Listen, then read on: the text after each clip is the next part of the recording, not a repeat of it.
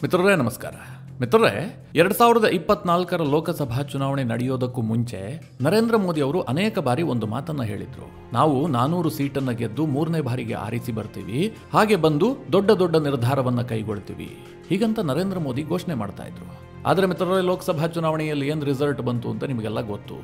ಯಾವಾಗ ಬಿಜೆಪಿ 240 ಸೀಟನ್ನ ಗೆತ್ತೋ ಬಹುತೇಕರು ಏನಂದುಕೊಂಡ್ರು, ದೊಡ್ಡ ದೊಡ್ಡ ನಿರ್ಧಾರದ ಕಥೆಯೆಲ್ಲ ಮುಗಿದೋಯ್ತು, ಇನ್ನೇನಿದ್ರು ನರೇಂದ್ರ ಮೋದಿ ಅವರು ಹಾಗೋ ಹೀಗೋ ತಳ್ಳಿಕೊಂಡು 5 ವರ್ಷ ಅಧಿಕಾರ ನಡೆಸಿದ್ರೆ ಹೆಚ್ಚು, ಅಂತಹ ಪರಿಸ್ಥಿತಿಗೆ ಬಿಜೆಪಿ ತಲುಪ್ತು ಅಂತ ಅನೇಕರು ಮಾತನಾಡಿದ್ರು. ಆದರೆ ಮಿತ್ರರೇ, ನರೇಂದ್ರ ಮೋದಿ ಏನು ಡೌನ್ ಆದಂತೆ ಕಂಡು ಬರ್ತಾ ಇಲ್ಲ. ಅಧಿಕಾರಕ್ಕೆ ಬಂದ ತಕ್ಷಣವೇ ವಕಫ್ ಕಾನೂನಿಗೆ ತಿದ್ದುಪಡಿಯನ್ನ ತರೋದಕ್ಕೆ ಹೊರಟರು.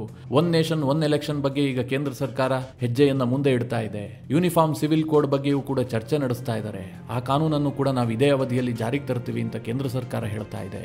ಹೀಗೆ ಒಂದಾದ ಮೇಲೆ ಒಂದು ನಿರ್ಧಾರ ಕೈಗೊಳ್ತಾ ಇದೆ. ಆದ್ರೆ ಮಿತ್ರರೇ, ಈಗ ಒಂದು ದೊಡ್ಡ ಕಾನೂನನ್ನ ರದ್ದು ಮಾಡೋದಕ್ಕೆ ಸುಪ್ರೀಂ ಕೋರ್ಟ್ ಒಂದು ವೇದಿಕೆಯನ್ನು ಸಿದ್ಧ ಮಾಡಿಕೊಟ್ಟಿದೆಯಾ, ಹೀಗೊಂದು ಪ್ರಶ್ನೆ ಉದ್ಭವಿಸ್ತಾ ಇದೆ. ಹಾಗೊಂದು ವೇಳೆ ಸುಪ್ರೀಂ ಕೋರ್ಟ್ ಈಗೇನು ಒಂದು ಕೇಂದ್ರ ಸರ್ಕಾರಕ್ಕೆ ಅವಕಾಶವನ್ನ ಕೊಟ್ಟಿದೆ, ಇದನ್ನ ಕೇಂದ್ರ ಸರ್ಕಾರ ಯಶಸ್ವಿಯಾಗಿ ಬಳಸಿಕೊಂಡಿದ್ದೇ ಆದ್ರೆ, ಅಂದ್ರೆ ನರೇಂದ್ರ ಮೋದಿ ಅವರು ಈ ವಿಚಾರವಾಗಿ ಒಂದು ದಿಟ್ಟ ನಿರ್ಧಾರವನ್ನ ಕೈಗೊಂಡಿದ್ದೇ ಆದ್ರೆ, ನರೇಂದ್ರ ಮೋದಿ ಅವರು ಹಿಂದೂ ಹೃದಯ ಸಾಮ್ರಾಟನಾಗಿ ಸಮಸ್ತ ಹಿಂದೂಗಳ ಹೃದಯದಲ್ಲಿ ಪರ್ಮನೆಂಟ್ ಜಾಗವನ್ನು ಪಡೆದುಕೊಳ್ತಾರೆ. ಅಂತಹದೊಂದು ಅವಕಾಶ ಬಯಸದೆ ನರೇಂದ್ರ ಮೋದಿ ಅವರ ಬಳಿಗೆ ಬಂದು ಕೂತಿದೆ. ಮುಂದಿನ 4 ವಾರಗಳ ಕಾಲದಲ್ಲಿ ಕೇಂದ್ರ ಸರ್ಕಾರ ಏನು ನಿರ್ಧಾರ ಮಾಡುತ್ತೆ ಅನ್ನೋದು ಬಹಳ ಮುಖ್ಯವಾಗುತ್ತೆ. ಬಹಳ ದೊಡ್ಡ ಒಂದು ವಿಚಾರ. ನನಗನ್ಸುತ್ತೆ ಈ ವಕಫ್ ಕಾನೂನು ತಿದ್ದುಪಡಿಗೆ ಎಷ್ಟು ಮಾನ್ಯತೆ ಇದೆಯೋ ಅದಕ್ಕಿಂತಲೂ ಒಂದು ತೂಕ ಜಾಸ್ತಿ ಇದೆ. ಕೇಂದ್ರ ಸರ್ಕಾರ ಏನಾದರೂ ಈ ತೀರ್ಮಾನವನ್ನು ಕೈಗೊಂಡಿದ್ದೆ ಆದರೆ ನಿಮಗೆ ಈ ಪೀಠಿಕೆಯನ್ನು ಕೇಳಿದ್ರೆ ಏನೂ ಅರ್ಥ ಆಗಿರ್ಲಿಕ್ಕಿಲ್ಲ. ಏನದು ಕಾನೂನು, ಸುಪ್ರೀಂ ಕೋರ್ಟ್ ಏನು ಅವಕಾಶವನ್ನು ಕೊಟ್ಟಿದೆ, ಸುಪ್ರೀಂ ಕೋರ್ಟ್ನಲ್ಲಿ ಯಾವ ವಿಚಾರ ಚರ್ಚೆಗೆ ಬಂದಿತ್ತು, ಇದೆಲ್ಲದರ ಕುರಿತಾಗಿ ಅನೇಕ ಪ್ರಶ್ನೆಗಳು ಬರ್ತಾ ಇರಬಹುದು. ಮಿತ್ರರೇ, ಈ ದೇಶದಲ್ಲಿ ಕಾಂಗ್ರೆಸ್ ಮಾಡಿದಂತಹ ಅತಿ ದೊಡ್ಡ ಬ್ಲಂಡರ್ಗಳಲ್ಲಿ ಇದು ಕೂಡ ಒಂದು.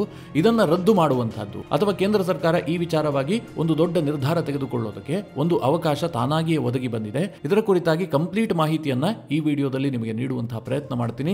ನೀವು ಈ ವಿಡಿಯೋನ ಕೊನೆವರೆಗೂ ಮಿಸ್ ಮಾಡದೆ ನೋಡಿ. ಸದ್ಯ ಮಿತ್ರರೇ, ಮಥುರಾದ ಕೃಷ್ಣ ಜನ್ಮಸ್ಥಾನ, ಕಾಶಿ ವಿಶ್ವನಾಥನ ಜ್ಞಾನವ್ಯಾಪಿ ವಿವಾದ, ಅಜ್ಮೀರ್ ದರ್ಗಾ ವಿವಾದ, ಸಂಭಲ್ನ ಹರಿಹರೇಶ್ವರ ದೇವಸ್ಥಾನದ ವಿವಾದ, ಹೀಗೆ ಒಂದಾದ ಮೇಲೆ ಒಂದು ವಿವಾದಗಳು ಭುಗಿಲೇಳ್ತಾ ಇದೆ. ಜನ ಪ್ರಶ್ನೆ ಮಾಡ್ತಾ ಇದ್ದಾರೆ, ಈ ಹಿಂದೆ ಇಲ್ಲಿ ನಮ್ಮ ದೇವಸ್ಥಾನ ಇತ್ತು, ಈಗ ಇದನ್ನ ಕಬ್ಜಾ ಮಾಡಿಕೊಂಡು ಮಸೀದಿ ಕಟ್ಕೊಂಡ್ಬಿಟ್ಟಿದ್ದಾರೆ, ದರ್ಗಾ ಕಟ್ಕೊಂಡ್ಬಿಟ್ಟಿದ್ದಾರೆ, ಇದ್ರ ಬಗ್ಗೆ ಕೋರ್ಟ್ಗಳು ವಿಚಾರಣೆ ನಡೆಸಿ ನಮಗೆ ನ್ಯಾಯ ಕೊಡ್ಲಿ ಅಂತ ಅನೇಕರು ಅರ್ಜಿ ಸಲ್ಲಿಸ್ತಾ ಇದ್ದಾರೆ.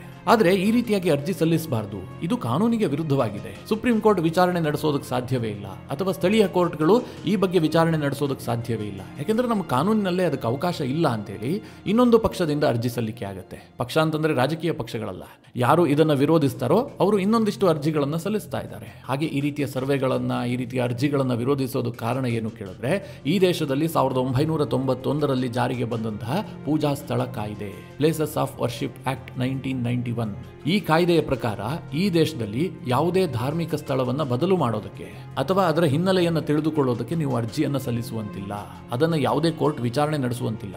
1947 ಆಗಸ್ಟ್ 15ರಂದು ಯಾವ್ಯಾವ ಧಾರ್ಮಿಕ ಸ್ಥಳದಲ್ಲಿ ಯಾರ್ಯಾರು ಪೂಜೆ ಮಾಡ್ತಾ ಇದ್ರು, ಯಾರ್ಯಾರು ಪ್ರಾರ್ಥನೆ ಮಾಡ್ತಾ ಇದ್ರು, ಅದು ಹಾಗೆ ಮುಂದುವರಿಬೇಕು. ಬೇರೆಯವರು ಅದರ ಮೇಲೆ ಕ್ಲೈಮ್ ಮಾಡುವಂತಿಲ್ಲ. ಉದಾಹರಣೆಗೆ, ಈಗ ಮಥುರಾದಲ್ಲಿ ಮಸೀದಿ ಇದೆ ಅಂತಂದ್ರೆ ಅದು ಮಸೀದಿಯೇ ಇರಬೇಕು. ಅಲ್ಲಿ ಕೃಷ್ಣ ಹುಟ್ಟಿದ್ದ ಅಂತ ನಿಮ್ಮ ಬಳಿಯಲ್ಲಿ ಎಷ್ಟೇ ದಾಖಲೆಗಳಿರಲಿ, ನೀವು ಬೇಕಾದ್ರೆ 5000 ವರ್ಷದ ಹಿಂದಿನ ಇತಿಹಾಸವನ್ನ ಕೆದಕಿ ಅದರ ಬಗ್ಗೆ 100 ವರ್ಷಗಳ ಸಂಶೋಧನೆಯನ್ನ ಮಾಡಿ ಎಲ್ಲಾ ದಾಖಲೆಗಳನ್ನ ಕೋರ್ಟ್ಗೆ ಸಬ್ಮಿಟ್ ಮಾಡಿದ್ರೂ ಕೂಡ ಅದನ್ನ ಕೃಷ್ಣ ಜನ್ಮಸ್ಥಾನ ಅಂತ ಬದಲು ಮಾಡುವಂತಿಲ್ಲ. ಅಲ್ಲಿ ಮಸೀದಿಯೇ ಇರಬೇಕು.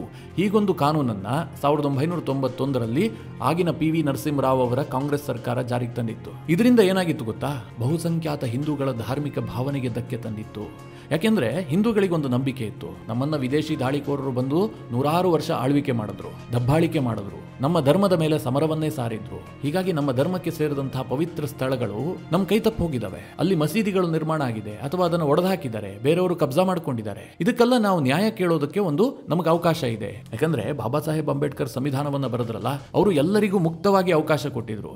ಯಾವುದೇ ಧರ್ಮಕ್ಕಾಗ್ಲಿ ಯಾವುದೇ ಜಾತಿಗಾಗ್ಲಿ ಭೇದವನ್ನ ಮಾಡಿರಲಿಲ್ಲ. ಎಲ್ಲರಿಗೂ ಕೂಡ ಕೋರ್ಟಿಗೆ ಹೋಗೋದಕ್ಕೊಂದು ಅವಕಾಶ ಕೊಟ್ಟಿದ್ರು. ಕೋರ್ಟ್ನಲ್ಲಿ ಯಾವುದೇ ವಿಚಾರವನ್ನ ಪ್ರಶ್ನೆ ಮಾಡೋದಕ್ಕೂ ಕೂಡ ನಮ್ಮ ಸಂವಿಧಾನದಲ್ಲಿ ಅವಕಾಶ ಇತ್ತು. ಆದರೆ 1991ರಲ್ಲಿ PV ನರಸಿಂಹರಾಯರು ಏನ್ ಮಾಡ್ತಾರೆ, ಈ ದೇಶದಲ್ಲಿ ರಾಮ ಜನ್ಮಭೂಮಿ ವಿವಾದ ತಾರಕಕ್ಕೆ ಇರುತ್ತಲ್ಲ, ಆ ಸಂದರ್ಭದಲ್ಲಿ ನರಸಿಂಹರಾಯರಿಗೆ ಅನ್ಸೋದಕ್ಕೆ ಶುರುವಾಗುತ್ತೆ. ಇದೇ ರೀತಿಯಾಗಿ ವಿವಾದಗಳು ಜಾಸ್ತಿ ಆಗ್ಬಿಟ್ರೆ ನಿಭಾಯಿಸುವಂತಹದ್ದು ಕಷ್ಟ ಆಗುತ್ತೆ. ಯಾಕಂದ್ರೆ ಈ ದೇಶದಲ್ಲಿ ಸಾವಿರಾರು ದೇವಸ್ಥಾನಗಳನ್ನು ಒಡೆದು ಮಸೀದಿಯನ್ನು ನಿರ್ಮಾಣ ಮಾಡಲಾಗಿದೆ. ಎಲ್ಲರೂ ಇದನ್ನ ಪ್ರಶ್ನೆ ಮಾಡಿದ್ರೆ ನಾವು ಸರ್ಕಾರ ನಡೆಸೋದು ಹೇಗೆ? ಇದಕ್ಕೋಸ್ಕರವಾಗಿ ಒಂದು ಕಾನೂನು ತಂದ್ಬಿಡೋಣ, ಯಾವ್ಯಾವ್ದು ದೇವಸ್ಥಾನ ಆಗಿದೆಯೋ ಅದು ದೇವಸ್ಥಾನವೇ ಆಗಿರಬೇಕು, ಯಾವ್ಯಾವ್ದು ಮಸೀದಿ ಆಗಿದೆಯೋ ಅದು ಮಸೀದಿ ಆಗಿರಬೇಕು, ಇದನ್ನ ಬದಲಾಯಿಸುವಂತಿಲ್ಲ, ಇದನ್ನು ಕೋರ್ಟ್ನಲ್ಲಿ ಪ್ರಶ್ನೆ ಮಾಡುವಂತಿಲ್ಲ, ಹೀಗೊಂದು ಕಾನೂನನ್ನು ತರ್ತಾರೆ. ಮಿತ್ರರೇ, ಇದು ಕಾಂಗ್ರೆಸ್ ಸರ್ಕಾರ ಮುಸ್ಲಿಮರ ಓಲೈಕೆಗಾಗಿ ತಂದಂತಹ ಅತಿ ದೊಡ್ಡ ಕಾನೂನು, ಹಿಂದೂಗಳಿಗೆ ಮಾಡಿದಂತಹ ಅತಿ ದೊಡ್ಡ ಅನ್ಯಾಯ. ನನಗನ್ಸುತ್ತೆ 1991ರಲ್ಲಿ ಪ್ಲೇಸಸ್ ಆಫ್ ವರ್ಷಿಪ್ ಆಕ್ಟ್ ಬರುತ್ತೆ. 1995ರಲ್ಲಿ ಅದೇ ನರಸಿಂಹರಾಯರು ಇನ್ನೊಂದು ಮೂರ್ಖತನದ ಕಾನೂನನ್ನು ತರ್ತಾರೆ, ಅದು ವಕಫ್ನ ಕಾನೂನು. ವಕಫ್ನವರು ಯಾವ ಜಾಗಕ್ಕೆ ಬೇಕಾದರೂ ಬೇಲಿ ಹಾಕಬಹುದು, ಯಾವುದನ್ನು ಬೇಕಾದರೂ ತನ್ನದು ಅಂತ ಹೇಳಬಹುದು. ಇಂತಹ ಕಾನೂನನ್ನು ಕಾಂಗ್ರೆಸ್ ಸರ್ಕಾರ ತರುತ್ತೆ. ಆದರೆ ಈ ದೇಶದಲ್ಲಿ ಜನಾಂದೋಲನ ಆಗಲೇ ಇಲ್ಲ. ಮಿತ್ರರೇ, ಇವತ್ತು ಆ ಎರಡು ಕಾನೂನನ್ನು ಬದಲಾಯಿಸೋದಕ್ಕೆ ಕೇಂದ್ರ ಸರ್ಕಾರ ಎಷ್ಟು ಹೆಣಗಾಡ್ತಾ ಇದೆ ಅಂತ ಯೋಚನೆ ಮಾಡಿ. ವಕಫ್ನ ಕಾನೂನಿಗೆ ತಿದ್ದುಪಡಿ ತರುವಂತಹದ್ದು ಅಂದ್ರೆ ವಕಫ್ನ ಭೂಮಿಯನ್ನೇನೋ ಕೇಂದ್ರ ಸರ್ಕಾರ ವಶ ಪಡೆಯೋದಲ್ಲ ಅಥವಾ ಹಿಂದೂಗಳಿಗೆ ಹಂಚೋದು ಅಲ್ಲ.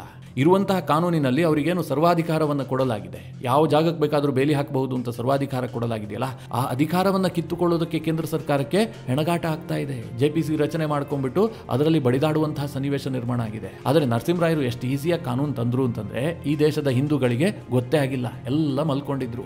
ಇಂತಹದೊಂದು ಕಾನೂನು ಬಂದಿದೆ, ಅದನ್ನು ಅರ್ಥ ಮಾಡಿಕೊಳ್ಳೋದಕ್ಕೆ ಹಿಂದೂಗಳು ಹೋಗಿಲ್ಲ. ಅದರಿಂದ ಏನೇನು ಅನಾಹುತ ಆಗಬೇಕೋ ಎಲ್ಲವೂ ಆಗೋಗಿದೆ. ಆದರೆ ಈ ಕಾನೂನಿನ ಮಾನ್ಯತೆಯನ್ನು ಅನೇಕರು ಪ್ರಶ್ನೆ ಮಾಡಿದ್ರು. ನಾನಾಗಲೇ ಹೇಳಿದೆ, ನಮ್ಮ ಸಂವಿಧಾನದಲ್ಲಿ ಎಲ್ಲರಿಗೂ ಅವಕಾಶ ಇದೆ, ಯಾರು ಬೇಕಾದರೂ ಯಾವುದೇ ಜಾಗವನ್ನು ಪ್ರಶ್ನಿಸಬಹುದು, ಕೋರ್ಟಿಗೆ ಹೋಗಬಹುದು. ನಮಗೆ ಇಂತಹದೊಂದು ಅನುಮಾನ ಇದೆ, ಇದ್ರ ಬಗ್ಗೆ ತನಿಖೆ ಆಗಬೇಕು, ಇದ್ರ ಬಗ್ಗೆ ಸರ್ವೆ ಆಗಬೇಕು, ಇದನ್ನೆಲ್ಲ ನೀವು ಕೋರ್ಟ್ನಲ್ಲಿ ಪ್ರಶ್ನೆ ಮಾಡಬಹುದು. ಇದು ನಿಮ್ಮ ಮೂಲಭೂತ ಹಕ್ಕು. ಆದರೆ ಈ ಕಾನೂನು ಏನ್ ಮಾಡಿದೆ, ಆ ಹಕ್ಕನ್ನೇ ಕಿತ್ತುಕೊಂಡಿದೆ. ಯಾರೂ ಕೂಡ ಯಾವುದೇ ಧಾರ್ಮಿಕ ಸ್ಥಳದ ವಿಚಾರವಾಗಿ ಅದನ್ನು ಬದಲಾಯಿಸಬೇಕು, ಅದು ನಮಗೆ ಸೇರಬೇಕು ಅಂತ ಹೇಳಿ ನೀವು ಅರ್ಜಿ ಸಲ್ಲಿಸುವಂತಿಲ್ಲ, ಅದನ್ನು ಕೋರ್ಟ್ಗಳು ವಿಚಾರಣೆಗೆ ಕೈಗೆತ್ತಿಕೊಳ್ಳುವಂತಿಲ್ಲ. ಈ ರೀತಿಯಾಗಿ ಕಾನೂನು ತರಲಾಗಿದೆಯಲ್ಲ, ಹೀಗಾಗಿ ಇದು ಕಾನೂನು ಬಾಹಿರ ಅಂತ ಹೇಳಿ ಅನೇಕರು ಅರ್ಜಿಯನ್ನು ಸಲ್ಲಿಸಿದ್ರು. ಮುಖ್ಯವಾಗಿ ಬಿಜೆಪಿಯ ಸುಬ್ರಹ್ಮಣ್ಯನ್ ಸ್ವಾಮಿ, ಕಾಶಿ ರಾಜನ ಮಗಳಾದಂತಹ ಕೃಷ್ಣಪ್ರಿಯ, ಮಾಳವೀಯ, ಸ್ವಾಮಿ ಜಿತೇಂದ್ರಾನಂದ ಸರಸ್ವತಿ, ಹೀಗೆ ಅನೇಕರು ಅರ್ಜಿ ಸಲ್ಲಿಸಿದ್ರು. ಇದು ನಮ್ಮ ಹಕ್ಕನ್ನು ಕಿತ್ತುಕೊಂಡಂತಾಗುತ್ತೆ. ಯಾಕಂದ್ರೆ ನೂರಾರು ವರ್ಷಗಳ ಕಾಲ ವಿದೇಶಿ ಆಕ್ರಮಣಕಾರರು ನಮ್ಮ ಮೇಲೆ ದಬ್ಬಾಳಿಕೆ ಮಾಡಿದ್ದಾರೆ. ಈಗ ನಮ್ಗೆ ನ್ಯಾಯ ಕೇಳೋದಕ್ಕೆ ಅಧಿಕಾರ ಇಲ್ಲ ಅಂತಂದ್ರೆ ನಿಜ ಅರ್ಥದಲ್ಲಿ ಸ್ವಾತಂತ್ರ್ಯ ಅಂತಂದ್ರೆ ಏನು? ನಾವು ಸ್ವತಂತ್ರ ಬಂತಪ್ಪ, ನಮ್ಗೇನೊಂದಷ್ಟು ಹಿಂದೆ ನೋವಾಗಿದೆ, ಇದಕ್ಕೆಲ್ಲ ಪರಿಹಾರ ಕಂಡುಕೊಳ್ತೀವಿ ಅಂತ ನಾವು ಅಂದುಕೊಂಡಿದ್ವಿ. ಆದ್ರೆ ಈಗಿನ ಸರ್ಕಾರ ಬ್ರಿಟಿಷ್ ಸರ್ಕಾರದ ಮುಂದುವರೆದ ಭಾಗವನ್ನು ನಡೆಸ್ತಾ ಇದೆ. ಕೇಂದ್ರ ಸರ್ಕಾರ ಇದಕ್ಕೆಲ್ಲ ಅವಕಾಶವೇ ಇಲ್ಲ ಅಂತ ಹೇಳ್ತಾ ಇದೆ. ಹೀಗಾಗಿ ಇದು ಸರಿಯಲ್ಲ ಅಂತ ಸುಪ್ರೀಂ ಕೋರ್ಟ್ನಲ್ಲಿ ಅರ್ಜಿ ಸಲ್ಲಿಸಿದ್ರು. ಇನ್ನು ಕೆಲವರು ಏನ್ ಹೇಳಿದ್ರು, ಕೇಂದ್ರ ಸರ್ಕಾರಕ್ಕೆ ಈ ಕಾನೂನನ್ನು ತರೋದಕ್ಕೆ ಅವಕಾಶವೇ ಇಲ್ಲ, ಯಾಕಂದ್ರೆ ಈ ಧಾರ್ಮಿಕ ವಿಚಾರಗಳಿದೆಯಲ್ಲ, ಇದು ಕೇಂದ್ರದ ಅಡಿಯಲ್ಲೂ ಬರುತ್ತೆ, ರಾಜ್ಯಗಳ ಅಡಿಯಲ್ಲೂ ಬರುತ್ತೆ, ಇಬ್ಬರಿಗೂ ಅಧಿಕಾರ ಇಲ್ಲ. ಇಂತಹ ಸಂದರ್ಭದಲ್ಲಿ ನರಸಿಂಹರಾಯರು ಏಕಾಏಕಿಯಾಗಿ ಏಕಪಕ್ಷೀಯವಾಗಿ ಹೇಗೆ ಕಾನೂನನ್ನು ತರೋದಕ್ಕೆ ಸಾಧ್ಯ? ಇಲ್ಲಿ ರಾಜ್ಯಗಳನ್ನು ವಿಶ್ವಾಸಕ್ಕೆ ಪಡಿಬೇಕಲ್ವಾ? ಹೀಗಂತ ಕೆಲವರು ಕಾನೂನಾತ್ಮಕ ಪ್ರಶ್ನೆಯನ್ನು ಕೇಳಿದ್ರು. ಹೀಗಾಗಿ ಸುಪ್ರೀಂ ಕೋರ್ಟ್ನಲ್ಲಿ ಈ ವಿಚಾರಗಳಿದ್ವು. ಇನ್ನೊಂದು ಕಡೆ ಜಮಿಯತ್ ಉಲೇಮಾ ಹಿಂದ್ ಸೇರಿದಂತೆ ಅನೇಕ ಮುಸ್ಲಿಂ ಪರ ಇರುವಂತವರು, ಜೊತೆಗೆ ಈ ಮುಸ್ಲಿಂ ಓಲೈಕೆ ರಾಜಕಾರಣ ಮಾಡುವಂತಹ ಕೆಲ ರಾಜಕೀಯ ಪಕ್ಷಗಳು, ಇವರೆಲ್ಲ ಒಂದು ಅರ್ಜಿ ಸಲ್ಲಿಸಿದ್ರು. ಯಾವುದೇ ಕಾರಣಕ್ಕೂ ಕೂಡ ಈಗ ಸಂಭಲ್ನಲ್ಲಿ ಸರ್ವೆಗೆ ಕೋರ್ಟ್ ಆದೇಶ ಮಾಡಿತು, ಅಜ್ಮೀರ್ನಲ್ಲೂ ಕೂಡ ಕೋರ್ಟ್ ಸರ್ವೆಗೆ ಆದೇಶ ಮಾಡಿತು, ಕಾಶಿಯಲ್ಲಿ ಏನಾಯ್ತು ಅಂತ ಎಲ್ಲರಿಗೂ ಗೊತ್ತು. ಇಂತಹ ಆದೇಶಗಳನ್ನ ಕೋರ್ಟ್ಗಳು ಮಾಡಬಾರದು, ಯಾಕೆಂದ್ರೆ ಅಧಿಕಾರವೇ ಇಲ್ಲ. ಪ್ಲೇಸಸ್ ಆಫ್ ವರ್ಷಿಪ್ ಆಕ್ಟ್ ನ ಉಲ್ಲಂಘನೆ ಆಗುತ್ತೆ. ಹೀಗಾಗಿ ಸುಪ್ರೀಂ ಕೋರ್ಟ್ ಈ ಬಗ್ಗೆ ಮಧ್ಯಪ್ರವೇಶ ಮಾಡಿ ಒಂದು ಸ್ಪಷ್ಟವಾದಂತಹ ಗೈಡ್ಲೈನ್ಸ್ ಅನ್ನು ಹೊರಡಿಸಬೇಕು. ಯಾರಿಗೂ ಇಂತಹ ಅವಕಾಶವನ್ನ ಕೊಡಬಾರದು, ಪ್ಲೇಸಸ್ ಆಫ್ ವರ್ಷಿಪ್ ಆಕ್ಟ್ ಅನ್ನ ಎತ್ತಿ ಹಿಡಿಬೇಕು ಅಂತೇಳಿ ಇವರೆಲ್ಲರೂ ಕೂಡ ಇನ್ನೊಂದು ಅರ್ಜಿಯನ್ನು ಸಲ್ಲಿಕೆ ಮಾಡಿದ್ರು. ಸುಪ್ರೀಂ ಕೋರ್ಟ್ನ ಮುಖ್ಯ ನ್ಯಾಯಮೂರ್ತಿಗಳಾದಂತಹ ಸಂಜೀವ್ ಖನ್ನಾ ನೇತೃತ್ವದಲ್ಲಿ ತ್ರಿಸದಸ್ಯ ಪೀಠ ಈ ಎಲ್ಲ ವಿಚಾರಗಳನ್ನು ವಿಚಾರಣೆಗೆ ಕೈಗೆತ್ತಿಕೊಳ್ಳುತ್ತೆ. ಏನೇನಾಗಿದೆ, ಇದ್ರ ಬಗ್ಗೆ ಏನ್ ಮಾಡಬೇಕು ಅಂತೇಳಿ ಅವರು ವಿಚಾರಣೆಗೆ ಕೈಗೆತ್ತಿಕೊಳ್ತಾರೆ. ಜೊತೆಗೆ ಅವರು ತಕ್ಷಣಕ್ಕೆ ಜಾರಿಗೆ ಬರುವಂತೆ ಒಂದು ಆದೇಶ ಹೊರಡಿಸ್ತಾರೆ.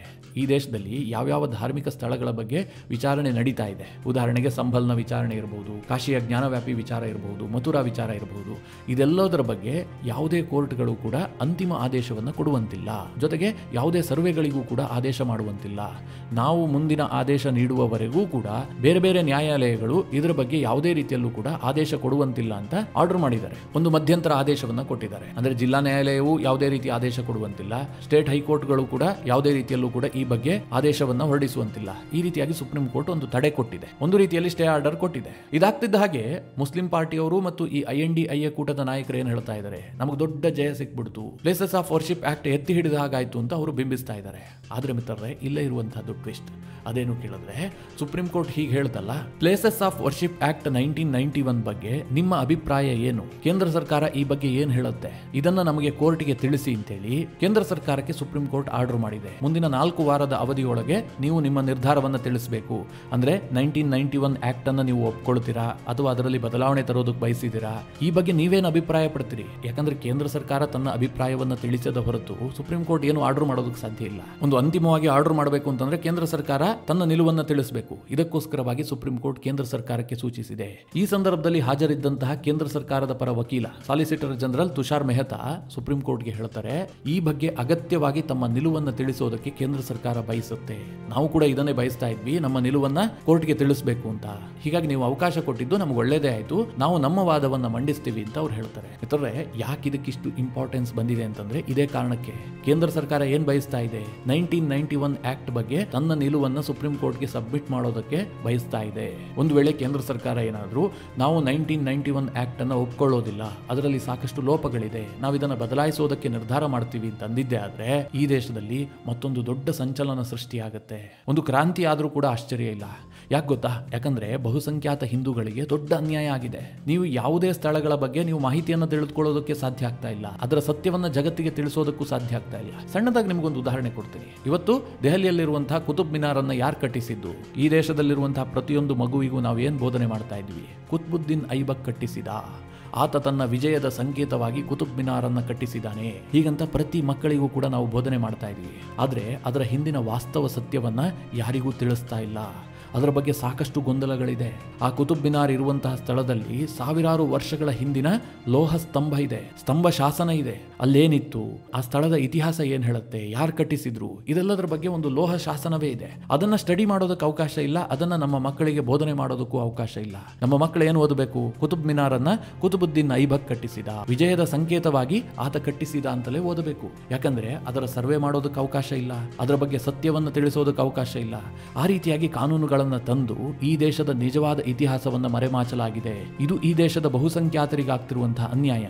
ಜೊತೆಗೆ ಕಾಶಿಯ ಜ್ಞಾನವ್ಯಾಪಿ ಇರಬಹುದು, ಮಥುರಾದ ಕೃಷ್ಣ ಜನ್ಮಸ್ಥಾನ ಇರಬಹುದು, ಇದೆಲ್ಲದರ ಬಗ್ಗೆ ನ್ಯಾಯವನ್ನು ಬಯಸುವಂತಹ ಅನೇಕರಿದ್ದಾರೆ. ಯಾಕಂದ್ರೆ ಬ್ರಿಟಿಷರ ಕಾಲದಲ್ಲಿ ನಮ್ಗೆ ಅವಕಾಶ ಇತ್ರಿ. ಬ್ರಿಟಿಷರು ಕೂಡ ಇಂತಹ ವಿವಾದಗಳನ್ನ ಕೈಗೆತ್ತಿಕೊಂಡು ವಿಚಾರಣೆಯನ್ನ ನಡೆಸ್ತಾ ಇದ್ರು. ಈಗ ಸಂಬಲ್ನ ವಿಚಾರ ಆಗಿದೆಯಲ್ಲ, ಇದು ಬ್ರಿಟಿಷರ ಕೋರ್ಟ್ ನಲ್ಲಿತ್ತು. ಸಂಬಲ್ನಲ್ಲಿ ಹರಿಹರೇಶ್ವರ ಟೆಂಪಲ್ ಇತ್ತು, ಅದನ್ನ ಒಡೆದು ಹಾಕಿ ಮೊಘಲರ ಕಾಲದಲ್ಲಿ ಮಸೀದಿ ಕಟ್ಟಲಾಗಿದೆ ಅಂತ. ಯಾಕಂದ್ರೆ ಬ್ರಿಟಿಷರು ಇದನ್ನ ವಿಚಾರಣೆ ಮಾಡೋದಕ್ಕೆ ಮುಂದಾಗ್ತಾ ಇದ್ರು. ಆದ್ರೆ ಈಗ ನಮ್ಮದೇ ಸರ್ಕಾರ ಇರುವಂತಹದ್ದು, ಪ್ರಜಾತಂತ್ರ ವ್ಯವಸ್ಥೆಯಡಿಯಲ್ಲಿ ಪ್ರಜಾಪ್ರಭುತ್ವ ಸರ್ಕಾರ ಬಂದಿದೆ. ಇಂತಹ ಸಂದರ್ಭದಲ್ಲಿ ಜನರಿಗೆ ಅವಕಾಶ ಇಲ್ಲ, ಇದನ್ನ ಪ್ರಶ್ನಿಸೋದಕ್ಕೆ ಅವಕಾಶ ಇಲ್ಲ, ಕೋರ್ಟ್ ನಲ್ಲಿ ಈ ಬಗ್ಗೆ ವಿಚಾರಣೆ ನಡೆಸೋದಕ್ಕೆ ಅವಕಾಶ ಇಲ್ಲ, ಅಲ್ಲಿ ಸರ್ವೆ ಮಾಡೋದಕ್ಕೆ ಅವಕಾಶ ಇಲ್ಲ. ಇಂತಹ ಒಂದು ಕೆಟ್ಟ ಕಾನೂನನ್ನ 1991ರಲ್ಲಿ PV ನರಸಿಂಹರಾವ್ ನೇತೃತ್ವದ ಕಾಂಗ್ರೆಸ್ ಸರ್ಕಾರ ತಂದಿತ್ತು. ಯಾಕೆ ಕೇಳಿದ್ರೆ ಮುಸ್ಲಿಮರ ಓಲೈಕೆಗೋಸ್ಕರವಾಗಿ. ಈಗ ಸುಪ್ರೀಂ ಕೋರ್ಟ್ ಹೇಳ್ತಾ ಇದೆ, ಕೇಂದ್ರ ಸರ್ಕಾರ ಈ ಬಗ್ಗೆ ತನ್ನ ನಿಲುವನ್ನ ತಿಳಿಸಲಿ, ಅದಾದ ನಂತರ ನಾವು ಅಂತಿಮವಾಗಿ ತೀರ್ಪು ಕೊಡ್ತೀವಿ. ಮಿತ್ರರೇ, ಒಂದು ವೇಳೆ ನರೇಂದ್ರ ಮೋದಿ ಸರ್ಕಾರ ನಾವು ಇದನ್ನ ಒಪ್ಕೊಳ್ಳೋದಿಲ್ಲ, ಇದನ್ನ ಬದಲಾಯಿಸ್ತೀವಿ ಅಂತ ಹೇಳಿದ್ದೆ ಆದ್ರೆ ಹಿಂದೂಗಳಿಗೆ ದೊಡ್ಡ ಜಯ ಸಿಕ್ಕಂತಾಗತ್ತೆ. ಅದಕ್ಕೆ ನಾನು ಹೇಳಿದ್ದು, ನರೇಂದ್ರ ಮೋದಿ ಅವರಿಗೆ ಹಿಂದೂಗಳ ಹೃದಯ ಸಾಮ್ರಾಟನಾಗೋದಕ್ಕೆ ಮತ್ತೊಂದು ಅವಕಾಶವನ್ನ ಸುಪ್ರೀಂ ಕೋರ್ಟ್ನ ಈ ತೀರ್ಪು ಕೊಟ್ಟಿದೆ. ತಾನಾಗಿಯೇ ಒಂದು ಅವಕಾಶ ನರೇಂದ್ರ ಮೋದಿ ಅವರನ್ನ ಹುಡುಕಿಕೊಂಡು ಬರ್ತಾ ಇದೆ. ಮೋದಿ ಏನ್ ತೀರ್ಮಾನ ಮಾಡ್ತಾರೆ? ಪೂಜಾ ಸ್ಥಳಗಳ ಕಾಯ್ದೆಯನ್ನು ರದ್ದು ಮಾಡುವಂತಹ ತೀರ್ಮಾನ ಮಾಡ್ತಾರ? ಇದು ಸದ್ಯಕ್ಕೆ $1 ಮಿಲಿಯನ್ ಪ್ರಶ್ನೆ. ಕೇಂದ್ರ ಸರ್ಕಾರ ಅಂತಹ ರಿಸ್ಕ್ ಅನ್ನು ತೆಗೆದುಕೊಳ್ಳುತ್ತಾ? ನನಗೇನು ದೊಡ್ಡ ರಿಸ್ಕ್ ಅಂತ ಅನ್ಸೋದಿಲ್ಲ. ಯಾಕೆಂದ್ರೆ ನೀವು ಹಿಂದೂಗಳ ಹೆಸರಿನಲ್ಲೇ ರಾಜಕೀಯ ಮಾಡ್ತೀರಿ, ಹಿಂದೂಗಳ ಪರವಾಗಿ ಮಾತನಾಡ್ತೀರಿ. ಇಂತಹದೊಂದು ಬೋಲ್ಡ್ ನಿರ್ಧಾರವನ್ನು ತೆಗೆದುಕೊಳ್ಳೋದಕ್ಕಾಗೋದಿಲ್ಲ ಅಂತಂದ್ರೆ ಮತ್ತೇನರ್ಥ? ಹೀಗಾಗಿ ವಕಫ್ ಕಾನೂನಿನ ತಿದ್ದುಪಡಿ, UCC, one nation one election, ಇದರ ಜೊತೆಗೆ ಪೂಜಾ ಸ್ಥಳಗಳ ಕಾಯ್ದೆಯ ವಿಚಾರವೂ ಕೂಡ ಕೇಂದ್ರ ಸರ್ಕಾರದ ಟೇಬಲ್ ಮೇಲೆ ಬಂದಿದೆ. ಮುಂದೇನಾಗುತ್ತೆ ಅನ್ನುವಂಥದ್ದನ್ನ ಕಾದು ನೋಡಬೇಕು. ಮಿತ್ರರೇ, ಈ ಎಲ್ಲ ವಿಚಾರವಾಗಿ ನಿಮ್ಮ ಅನಿಸಿಕೆ, ಅಭಿಪ್ರಾಯಗಳೇನು? ಕೇಂದ್ರ ಸರ್ಕಾರ ಎಂತಹ ನಿರ್ಧಾರವನ್ನು ಕೈಗೊಳ್ಳಬೇಕು? ನಿಮ್ಮ ಅಭಿಪ್ರಾಯಗಳನ್ನು ಕಮೆಂಟ್ ಮಾಡುವ ಮೂಲಕ ನಮಗೆ ತಿಳಿಸಿ. ಹಾಗೆ ನಿಮಗೆ ಈ ವಿಡಿಯೋ ಇಷ್ಟವಾದರೆ ಲೈಕ್ ಮಾಡಿ. ಜೊತೆಗೆ ನೀವಿನ್ನೂ ನಿಮ್ಮ ನೆಚ್ಚಿನ ಸಂಸ್ಕಾರ ಸೌರಭ ಯೂಟ್ಯೂಬ್ ಚಾನಲ್ನ ಸಬ್ಸ್ಕ್ರೈಬ್ ಮಾಡಿಲ್ಲ ಅಂತಾದರೆ ಈ ಕೂಡಲೇ ಸಬ್ಸ್ಕ್ರೈಬ್ ಮಾಡಿ. ಮುಂದಿನ ಎಲ್ಲ ಅಪ್ಡೇಟ್ಗಳ ನೋಟಿಫಿಕೇಷನ್ಗಾಗಿ ಬೆಲ್ ಐಕಾನ್ ಒತ್ತಿ.